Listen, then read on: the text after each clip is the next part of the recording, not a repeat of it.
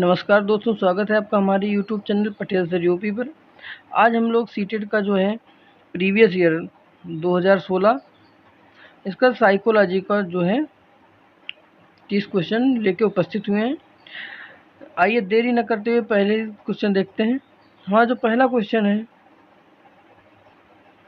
वो है कि कौन सी विशेषता प्रतिभावान विद्यार्थी की है। ऑप्शन ए, यदि कक्षा की गतिविधियां अधिक चुनौतीपूर्ण नहीं होती तो वह कम प्रेरित अनुभव करता है और ऊब जाता है। ऑप्शन बी, वह बहुत ही तुक मिजाज होता है। ऑप्शन सी, वह रस्मी व्यवहार करता है जैसे थपथपाना, डोलना आदि। ऑप्शन डी जो है वह है कि वह आक्रामक और कुंठित हो जाता है। तो इसका कौन सा ऑप्शन सही होगा? वो ऑप्शन नंबर ए सही होगा कि प्रतिभावान जो विद्यार्थी होते हैं वो अगर उनको कक्षा की गतिविधियां अधिक चुनौतीपूर्ण नहीं लगती हैं तो क्या होते हैं, वे खुद को कम प्रेरित अनुभव करते हैं और जो होते हैं ऊब जाते हैं। आते हैं दूसरे क्वेश्चन पे। जो हमारा दूसरा क्वेश्चन है वह है कि एक शिक्षिका अपनी प्राथमिक कक्षा में प्रभावी अधिगम को बढ़ा सकती है। ऑप्शन ए, ड्रिल और अभ्यास द्वारा। ऑप्शन बी, अपने विद्यार्थियों में प्रतियोगिता को प्रोत्साहन देकर। ऑप्शन सी, विषय वस्तु को विद्यार्थियों के जीवन के साथ जोड़कर। ऑप्शन डी, अधिगम में छोटी छोटी उपलब्धियों के लिए पुरस्कार देकर। इसका कौन सा ऑप्शन सही होगा? इसका ऑप्शन नंबर सी ये सही है। विषय वस्तु को जो होता है कि विद्यार्थियों के बाहरी जीवन से या विद्यार्थियों के जीवन के साथ संबंधित करके, जब विद्यार्थियों को कोई चीज़ अगर हम पढ़ाएंगे तो अगर हम उसको बालक की मातृभाषा और या बालक के जीवन से जोड़ते हैं तो क्या होता है, वो अधिगम अत्यधिक प्रभावी होता है। अगले क्वेश्चन पे। अगला क्वेश्चन है कि बच्चों के बारे में निम्नलिखित में से कौन से कथन जो है सही है। ऑप्शन ए, बच्चे जानकारी के निष्क्रिय प्राप्तकर्ता होते हैं। ऑप्शन बी, बच्चे समस्या समाधान करता है। ऑप्शन सी, बच्चे वैज्ञानिक शोध करता है। ऑप्शन डी, बच्चे पर्यावरण के सक्रिय अन्वेषक होते हैं। इसका देखते हैं। पहला क्या दिया कि बच्चे जानकारी के निष्क्रिय प्राप्तकर्ता होते हैं। ये ऑप्शन जो है बिल्कुल गलत है, क्योंकि बच्चे जो होते हैं कुछ ना कुछ तो सीखते रहते हैं, तो इसलिए वो क्या करते हैं, जानकारी के सक्रिय प्राप्तकर्ता होते हैं। ऑप्शन बी, बच्चे समस्या समाधान करता होते हैं, सही है। ऑप्शन सी, बच्चे वैज्ञानिक शोध करता है, ये भी सही है। ऑप्शन डी, बच्चे पर्यावरण के सक्रिय अन्वेषक होते हैं, ऑप्शन डी भी सही है। इसका कौन सा ऑप्शन सही है? बी सी डी, यानी इसका ऑप्शन नंबर ए जो है ये सही है। चलिए आते हैं अगले क्वेश्चन पे। जो हमारा क्वेश्चन नंबर 4 है वो क्या कह रहा है कि विद्यार्थियों में प्रत्यात्मक विकास को प्रोत्साहन देने के लिए निम्नलिखित में से कौन सी विधि सबसे अधिक प्रभावी होती है।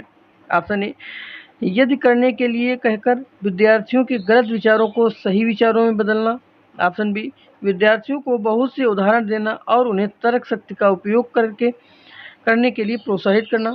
ऑप्शन सी, जब तक विद्यार्थियों को वांछित संप्रत्यात्मक परिवर्तन ना हो तब तक दंड का उपयोग करना। ऑप्शन डी, पुराने प्रत्ययों में से किसी संदर्भ के बिना किए प्रत्ययों को आगे आप समझना चाहिए, अपने आप समझना चाहिए।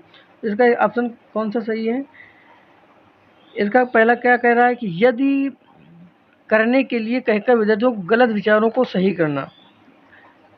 अगर आप गलत विचारों को उसको सही करोगे तो क्या होगा, बच्चा जो होता है वो हताश हो जाता है। तो इसका कौन सा ऑप्शन सही है? ऑप्शन नंबर बी, विद्यार्थियों को बहुत से उदाहरण देना और उन्हें तर्क शक्ति के लिए प्रोत्साहित करना। दंड का सीटेट में कभी भी बच्चे को दंड, अगर कहीं पे दंड दिया गया है तो वो ऑप्शन तो बिल्कुल गलत हो जाता है। चलिए आते हैं अगले क्वेश्चन पे। जो हमारा अगला क्वेश्चन है कि प्राथमिक विद्यालय के बच्चे उस वातावरण में सबसे प्रभावी ढंग से सीखेंगे। किस वातावरण में? जहां शिक्षक का एकाधिकारवादी और स्पष्ट आदेश देता है कि क्या किया जाना चाहिए। ऑप्शन बी, जहां मूल रूप से पढ़ने लिखने और गणित की संज्ञानात्मक कुशलताओं पर ध्यान का केंद्रण होता है और बल दिया जाता है। ऑप्शन सी, जहां शिक्षक सारे अधिगमों में आगे होता है और विद्यार्थियों को निष्क्रिय रहने की अपेक्षा करता है। ऑप्शन डी, जहां उनकी संवेगात्मक आवश्यकताओं की पूर्ति होती और वे अनुभव करते हैं कि वे जो है महत्वपूर्ण हैं। इसका कौन सा ऑप्शन सही? इसका यही ऑप्शन नंबर जो 4 ये सही है। आते हैं अगले क्वेश्चन पे। अगला क्वेश्चन हमारा है कि एक बच्चा खिड़की के सामने एक कौवे को उड़ता हुआ देखता है और कहता है कि एक पक्षी। इससे बच्चे के विचार के बारे में क्या पता चलता है? आते हैं ऑप्शन पे। इसका जो ऑप्शन है, बच्चे की स्मृतियां पहले से भंडारित होती हैं। ऑप्शन बी, बच्चे में पक्षी का प्रत्यय विकसित हो चुका है। ऑप्शन सी, बच्चे ने अपने अनुभव बताने के लिए भाषा के कुछ उपकरणों का विकास कर लिया है। इसका कौन सा ऑप्शन सही है? इसका जो है ऑप्शन नंबर बी, यानी ए, बी और सी तीनों सही हैं। चलिए आते हैं अगले क्वेश्चन पे। अगला क्वेश्चन है कि कोई शिक्षिका अपने विद्यार्थियों को ऐसा कहे कि उन्हें भीतरी प्रेरणा के साथ कार्य करने के लिए प्रोत्साहित कर सके। ऑप्शन नंबर ए, तुम उसके जैसे क्यों नहीं हो सकते, देखो उसने इसे एकदम ठीक कर लिया। ऑप्शन बी, जल्दी काम पूरा करो तो तुम्हें टॉफी मिलेगी। ऑप्शन सी, इसे करने की कोशिश करो और तुम भी सीख जाओगे। में सीखना विद्यार्थी की आंतरिक प्रेरणा है, जबकि किसी से पहले कार्य समाप्त कर प्रेरित करने में कार्य को बाहरी प्रेरणा के रूप में कार्य कर रहा है। ऑप्शन नंबर डी जो है, चलो उसके करने से पहले समाप्त कर लो। इसका कौन सा ऑप्शन सही है? इसका ऑप्शन नंबर जो है सी, ये सही है। आते हैं अगले क्वेश्चन पे। जो हमारा अगला क्वेश्चन है कि कोई शिक्षिका अपने विद्यार्थियों को अध्ययन हेतु आंतरिक रूप से उत्प्रेरित करने के लिए कैसे प्रोत्साहित कर सकती है? ऑप्शन ए, प्रतियोगात्मक परीक्षण से। ऑप्शन बी, व्यक्तिगत लक्ष्य निर्धारित करने और उनमें निपुणता पाने में उन्हें मदद देकर। ऑप्शन सी, साफ दिखाई पड़ने वाले इनाम देकर, जैसे टॉफी। ऑप्शन डी, उसमें चिंता और डर पैदा करके। इसका कौन सा ऑप्शन सही है? इसका ऑप्शन नंबर बी सही है, यानी व्यक्तिगत लक्ष्य निर्धारित करने में और उनमें निपुणता पाने में उन्हें जो है मदद देकर। आते हैं अगले क्वेश्चन पे। जो हमारा अगला क्वेश्चन है कि किसी प्रारंभिक कक्षा में प्रभावी शिक्षक का उद्देश्य विद्यार्थियों को उत्प्रेरित करता होगा। ऑप्शन ए, रटकर याद करने के लिए जिससे वे प्रत्यय स्मरण में अच्छे बने। ऑप्शन बी, दंडात्मक उपयोगों का प्रयोग करके जिससे वे शिक्षक का सम्मान करें। ऑप्शन सी, ऐसे काम करने के लिए जिससे परीक्षा के अंत में वे अच्छे अंक पा सकें। ऑप्शन डी, मदद के लिए जिससे वे जिज्ञासु बने और सीखने के लिए ही सीखना जो है पसंद करें। तो सीटेट होता है रटकर सीखने पर, जो जहाँ पे रटकर सीखना दिया गया वो ऑप्शन को बिल्कुल गलत मानता है। दंड को भी गलत मानता है, और अंक के लिए पढ़ना ये भी गलत है। तो कौन सा ऑप्शन आपका सही बचा? वो ऑप्शन नंबर 4, सीखने के लिए जिससे वे जिज्ञासु बने और सीखने के लिए ही सीखना पसंद करें। चलिए आते हैं अगले क्वेश्चन पे। जो हमारा अगला क्वेश्चन है वह निम्नलिखित में से कौन सा उदाहरण प्रभावशाली विद्यालय की प्रथा का है? ऑप्शन ए, शारीरिक दंड। ऑप्शन ए, शारीरिक दंड। ऑप्शन बी, व्यक्तिगत सापेक्ष। ऑप्शन सी, प्रतियोगात्मक कक्षा। ऑप्शन डी जो है निरंतर तुलनात्मक मूल्यांकन। इसका कौन सा ऑप्शन सही है? इसका ऑप्शन नंबर बी, यानी व्यक्ति सापेक्ष अधिगम जो है प्रभावशाली विद्यालय की प्रथा है। चलिए आते हैं अगले क्वेश्चन पे। जो हमारा अगला क्वेश्चन है कि विकास का सिरा पदाभिमुख दिशा सिद्धांत व्याख्या करता है कि विकास इस प्रकार आगे बढ़ता है। ऑप्शन ए, भिन्नों से एकीकृत कार्यों की ओर। ऑप्शन बी, सिर से पैर की ओर। ऑप्शन सी, ग्रामीण से शहरी क्षेत्रों की ओर। ऑप्शन डी, सामान्य से विशिष्ट की ओर। सिर पदाभिमुख का मतलब क्या होता है? सिर से पैर की ओर। विकास कैसा होता है? सिर से पैर की ओर होता है। आते हैं अगले क्वेश्चन पे। जो अगला हमारा क्वेश्चन है वो है कि भाषा विकास के लिए सबसे संवेदनशील समय निम्नलिखित में से कौन सा है? ऑप्शन ए, मध्य बचपन का समय। ऑप्शन बी, वयस्कावस्था। ऑप्शन सी, प्रारंभिक बचपन का समय। ऑप्शन डी जो होता है वो है जन्म पूर्व का समय। इसका कौन सा ऑप्शन सही है? इसका ऑप्शन नंबर सी, यानी प्रारंभिक बचपन का समय जो होता है सीखने के लिए सबसे संवेदनशील होता है। भाषा विकास के लिए जो होता है ये सबसे संवेदनशील समय माना जाता है। चलिए आते हैं अगले क्वेश्चन पे। जो हमारा अगला क्वेश्चन है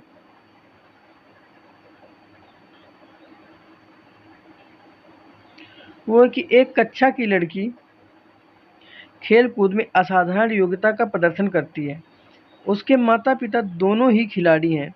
उसे नित्य प्रशिक्षण प्राप्त करने के लिए भेजते हैं। सप्ताह के अंत में उसे प्रशिक्षण देते हैं। वह बहुत संभव है कि उसकी क्षमता निम्नलिखित दोनों के बीच परस्पर प्रतिक्रिया का परिणाम होंगी। ऑप्शन ए वृद्धि और विकास का, ऑप्शन बी स्वास्थ्य और प्रशिक्षण का, ऑप्शन सी अनुशासन और पौष्टिकता का, ऑप्शन डी आनुवंशिकता और पर्यावरण का। इसका कौन सा ऑप्शन सही है? इसका ऑप्शन नंबर डी, यानी आनुवंशिकता और पर्यावरण का, ये ऑप्शन सही है। चलिए आते हैं अगले क्वेश्चन पे। जो हमारा अगला क्वेश्चन है वो है निम्नलिखित में से कौन से सामाजिकरण के गौड़ वाहक हो सकते हैं? ऑप्शन ए विद्यालय और पास पड़ोस, ऑप्शन बी विद्यालय और निकटतम परिवार के सदस्य, ऑप्शन सी परिवार और रिश्तेदार, ऑप्शन डी परिवार और पास पड़ोस। तो इसका कौन सा ऑप्शन सही है? इसका ऑप्शन नंबर एक विद्यालय और पास पड़ोस जो होते हैं वे सामाजिकरण के गौड़ वाहक होते हैं। चलिए आते हैं अगले क्वेश्चन पे। जो हमारा अगला क्वेश्चन है कि लेव वाइगास्की के अनुसार संज्ञानात्मक विकास का मूल कारण क्या है? कि ऑप्शन ए सामाजिक अन्योन्य क्रिया, ऑप्शन बी मानसिक प्रारूपों या स्कीमाज का समायोजन, ऑप्शन सी उद्दीपक अनुक्रिया युग्मन, ऑप्शन डी संतुलन। इसका कौन सा ऑप्शन सही है? इसका ऑप्शन नंबर ए, यानी सामाजिक अन्योन्य क्रिया, ये सही है। आते हैं अगले क्वेश्चन पे। अगला क्वेश्चन हमारा है कि किसी बच्चे का दिया गया विशिष्ट उत्तर कोहलबर्ग के नैतिक तर्क के सोपान की विषय वस्तु के किस सोपान के अंतर्गत आएगा? क्या कथन है कि यदि आप ईमानदार हैं तो आपके माता पिता आप पर गर्व करेंगे, इसलिए आपको ईमानदार रहना चाहिए। ऑप्शन क्या क्या है? सामाजिक संकुचन अनुकूलन, ऑप्शन बी अच्छा लड़का अच्छा लड़की अनुकूलन, ऑप्शन सी कानून और व्यवस्था अनुकूलन, ऑप्शन डी दंड आज्ञाकारिता अनुकूलन। इसका कौन सा ऑप्शन सही है? इसका ऑप्शन नंबर बी, यानी अच्छा लड़का और अच्छी लड़की अनुकूलन, ये जो है आपका सही है। चलिए आते हैं अगले क्वेश्चन पे। जो हमारा अगला क्वेश्चन है कि जीन पियाजे के अनुसार अधिगम के लिए निम्नलिखित में से क्या आवश्यक है? ऑप्शन ए वयस्कों के व्यवहार का अवलोकन, ऑप्शन बी ईश्वरीय न्याय पर विश्वास, ऑप्शन सी शिक्षकों और माता पिता द्वारा पुनर्बलन, ऑप्शन डी शिक्षार्थियों के द्वारा पर्यावरण की सक्रिय खोजबीन। इसका कौन सा ऑप्शन सही है? इसका ऑप्शन नंबर डी, यानी शिक्षार्थी के द्वारा पर्यावरण के सक्रिय खोजबीन जो थे, ये आपका ऑप्शन सही है। आते हैं अगले क्वेश्चन पे। जो हमारा अगला क्वेश्चन है कि जीन पियाजे के अनुसार प्रारूप स्कीमा निर्माण वर्तमान योजनाओं के अनुरूप बनाने हेतु नवीन जानकारी में संशोधन और नवीन जानकारी के आधार पर पुरानी जानकारी या पुरानी योजनाओं में संशोधन के परिणाम के रूप में घटित होता है। इन दोनों प्रक्रियाओं को जाना जाता है। ऑप्शन ए समावेशन और अनुकूलन, ऑप्शन बी साम्यीकरण और संशोधन के रूप में, ऑप्शन सी समावेशन और समायोजन के रूप में, ऑप्शन डी समायोजन और अनुकूलन के रूप में। इसका कौन सा ऑप्शन सही? इसका ऑप्शन नंबर डी यही सही है, समायोजन और अनुकूलन के रूप में। समायोजन किसे कहते हैं? कि जब पुरानी जानकारी में जो होता है नई जानकारी को स्थान दिया जाए उसको समायोजन कहते हैं, और उसी के अनुरूप अगर संशोधन के अनुरूप घटित होती है या अच्छा प्रभाव डालती है तो उसे क्या कहते हैं? अनुकूलन कहते हैं। चलिए आते हैं अगले क्वेश्चन पे। जो हमारा अगला क्वेश्चन है कि प्रगतिशील जो कक्षा है की व्यवस्था एक शिक्षक ऐसे बनाता है, ऐसे वातावरण को उपलब्ध कराकर अधिगम को सुगम बनाता है जो ऑप्शन एक नियामक है, ऑप्शन बी समावेशन को हतोत्साहित करता है, ऑप्शन सी जो है इसका वो आवृत्ति को बढ़ाता है, ऑप्शन डी खोज को प्रोत्साहित करता है। तो इसका कौन सा ऑप्शन सही होगा? वो ऑप्शन डी खोज को प्रोत्साहित करता है, ये ऑप्शन सही है। आते हैं अगले क्वेश्चन पे। अगला क्वेश्चन हमारा है कि हार्वर्ड गार्डनर का बहुबुद्धि सिद्धांत सुझाता है कि ऑप्शन ए, बुद्धि को केवल बुद्धिलब्धि आईक्यू परीक्षा से ही निर्धारित किया जा सकता है।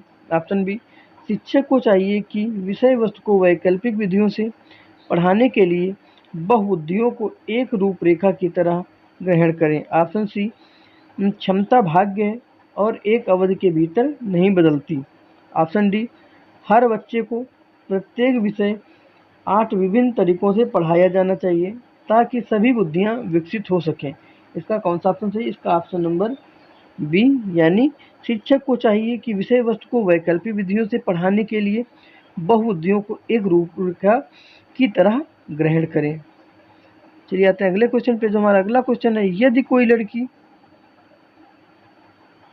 छोटा कर ले रहे हैं अब आ जाएगा, यदि कोई लड़की एक टी-शर्ट को तय करते हुए अपने आप से बातें करती है, लड़की द्वारा प्रदर्शित व्यवहार के संदर्भ में निम्नलिखित में से आप कौन सा कथन सही मानेंगे? ऑप्शन ए, जीन पियाजे इसे अहम केंद्रित भाषा कहेगा और लेओ वाइगास्की इसकी व्याख्या बच्चे के द्वारा निजी भाषा से अपनी क्रियाओं को नियमित करने के प्रयास में करेगा। ऑप्शन बी, जीन पियाजे इसकी व्याख्या सामाजिक अन्योन्य क्रिया के रूप में करेगा, लेओ वाइगास्की इसे खोजबीन मानेगा। ऑप्शन सी, जीन पियाजे और लेओ वाइगास्की इसकी व्याख्या बच्चे के द्वारा अपनी माँ के अनुकरण के रूप में करेंगे। जो इसका ऑप्शन डी है वो है जीन पियाजे और लेओ वाइगास्की बच्चे के विचारों की अहम केंद्रित प्रवृत्ति के रूप में करेंगे। इसका कौन सा ऑप्शन सही है? इसका जो है ऑप्शन नंबर ए ये सही है कि जीन पियाजे इसे अहम केंद्रित भाषा कहेगा और लेओ वाइगास्की इसकी व्याख्या बच्चे के निजी भाषा से अपनी क्रियाओं को नियमित करने के प्रयासों में करेगा। आते हैं अगले क्वेश्चन पे। जो हमारा अगला क्वेश्चन है वो है लिंग है। ऑप्शन ए, शारीरिक संरचना। ऑप्शन बी, सहज गुण। ऑप्शन सी, सामाजिक संरचना। ऑप्शन डी, जैविक सत्ता। इसका कौन सा ऑप्शन सही है? इसका ऑप्शन जो है ऑप्शन नंबर 3 ये सही, सामाजिक संरचना। लिंग क्या है? एक सामाजिक संरचना है। अगले क्वेश्चन पे आते हैं। अगला क्वेश्चन है कि लेओ वाइगास्की के समाज संरचना सिद्धांत में दृढ़ विश्वास रखने वाले शिक्षक के नाते आप अपने बच्चों के आकलन के लिए निम्नलिखित में से किस विधि को वरीयता देंगे? ऑप्शन ए, मानकीकृत परीक्षण। ऑप्शन बी, तथ्यों पर आधारित प्रत्यास्मरण के प्रश्न। ऑप्शन सी, वस्तुपरक बहुविकल्पी प्रकार के प्रश्न। ऑप्शन डी, सहयोगी प्रोजेक्ट। इसका कौन सा ऑप्शन सही है? इसका ऑप्शन नंबर डी ये सहयोगी प्रोजेक्ट सही है। चलिए आते हैं अगले क्वेश्चन पे। जो हमारा अगला क्वेश्चन है वो है अपनी कक्षा की व्यक्तिगत विभिन्नताओं के लिए से निपटने के लिए शिक्षक को चाहिए क्या चाहिए? ऑप्शन ए, बच्चों को उनके अंकों के आधार पर अलग कर उनको नामित करें। ऑप्शन बी, बच्चों से बातचीत करें और उनके दृष्टिकोण को महत्व दें। ऑप्शन सी, विद्यार्थियों के लिए कठोर नियमों को लागू करें। ऑप्शन डी, शिक्षण और आकलन के लिए समान और मानक तरीके हों।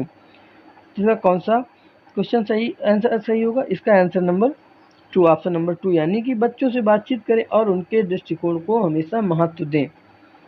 सीटेड अंकों को गलत मानता है, कठोर नियमों को गलत मानता है और मानक तरीकों को भी गलत माना, क्योंकि एक मानक तरीके नहीं होने चाहिए।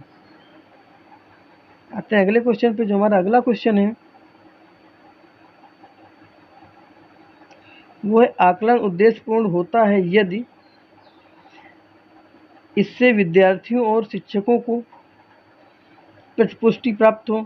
ऑप्शन बी, केवल एक बार वर्ष के अंत में हो। ऑप्शन सी, विद्यार्थियों की उपलब्धियों में अंतर करने के लिए तुलनात्मक मूल्यांकन किया जाए। ऑप्शन डी, इससे विद्यार्थियों में भय और तनाव का संचार हो। इसका कौन सा ऑप्शन सही? इसका ऑप्शन नंबर ए, यानी विद्यार्थियों और शिक्षकों को प्रतिपुष्टि यानी फीडबैक प्राप्त होता है। अगले क्वेश्चन पे आते हैं। अगला क्वेश्चन है कि राष्ट्रीय परिचर्या की रूपरेखा एनसीएफ 2005 के अनुसार शिक्षक की भूमिका है। ऑप्शन ए, अधुनायकीय। ऑप्शन बी, अनुमति परक। ऑप्शन सी, सुविधा प्रदाता। ऑप्शन डी, सत्तावादी। इसमें कौन सा ऑप्शन सही है? इसका ऑप्शन नंबर 3, यानी कि शिक्षक जो होता है ये क्या है? सुविधा प्रदाता है। ये किस में कहा गया? ये एनसीएफ 2005 में कहा गया है। आते हैं अगले क्वेश्चन पे। अगला क्वेश्चन हमारा है कि अनुसंधान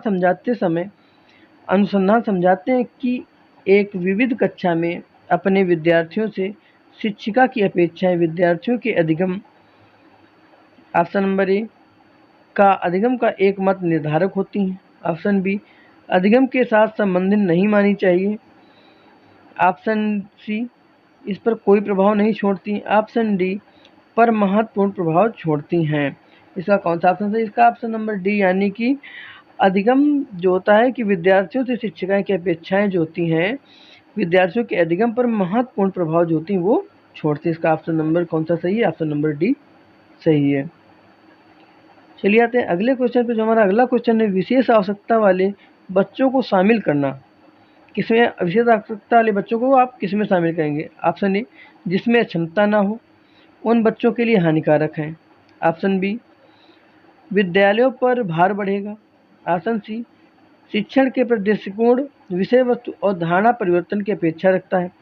ऑप्शन डी, एक काल्पनिक लक्ष्य। इसका कौन सा ऑप्शन सही? इसका ऑप्शन नंबर सी ये सही है। क्या है? विशेष आवश्यकता वाले बच्चों को शामिल करना शिक्षण के प्रति दृष्टिकोण विषय वस्तु और धारणा परिवर्तन की जो है अपेक्षा रखता हो। आते हैं अगले क्वेश्चन पे। जो हमारा अगला क्वेश्चन है कि विविध प्रकार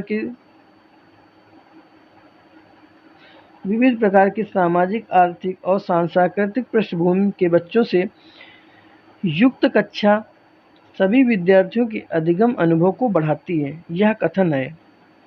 ऑप्शन ए, सही है क्योंकि बच्चे अपने साथियों से अनेक कौशल सीखते हैं। ऑप्शन बी, सही है क्योंकि इससे कक्षा अधिक श्रेणीबद्ध दिखाई देती है। ऑप्शन सी, गलत है क्योंकि यह अनावश्यक स्पर्धा की ओर ले जाता है। ऑप्शन डी, गलत है क्योंकि यह बच्चों के लिए दुविधा उत्पन्न कर सकता है और वे स्वयं को अलग थलग महसूस कर सकते हैं। इसका कौन सा ऑप्शन सही? इसका ऑप्शन नंबर ए सही है। क्या कि यह जो है विविध प्रकार के सामाजिक, आर्थिक और सांस्कृतिक पृष्ठभूमि के बच्चों से युक्त कक्षा सभी विद्यार्थियों के अधिगम अनुभव को बढ़ाती है। या जो है सही है क्योंकि बच्चे अपने साथियों के साथ क्या करते हैं? अनेक कौशल जो होते हैं वो सीखते हैं।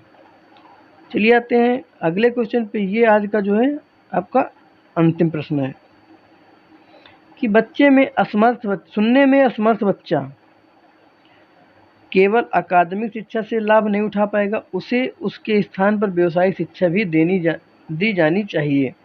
ऑप्शन बी, नियमित विद्यालय में बहुत अच्छा कर सकता है यदि उसे उपयुक्त सुविधा और साधन उपलब्ध कराए जाएं। ऑप्शन सी, नियमित विद्यालय में अपने सहपाठियों के समान प्रदर्शन नहीं करेगा। ऑप्शन डी, श्रवण असमर्थता वाले बच्चों के विद्यालय में भेजा जाना चाहिए, नियमित विद्यालय में नहीं। इसका कौन सा ऑप्शन सही? इसका ऑप्शन नंबर बी, यानी नियमित विद्यालय में बहुत अच्छा कर सकता है यदि उसे क्या किया जाए? उपयुक्त सुविधा और साधन जो है ये उपलब्ध कराए जाएं। तो दोस्तों आज के लिए इतना ही। फिर मिलते हैं कल अगले लेक्चर में। आपको ये पीडीएफ हमारे टेलीग्राम चैनल पे मिल जाएगी, जिसका लिंक जो है डिस्क्रिप्शन बॉक्स में दिया गया है। तो दोस्तों आपको क्लास कैसी लगी है कमेंट करके बताइएगा। वीडियो अच्छी लगी तो लाइक कीजिएगा, शेयर कीजिएगा तथा सब्सक्राइब कीजिएगा। Thank you class.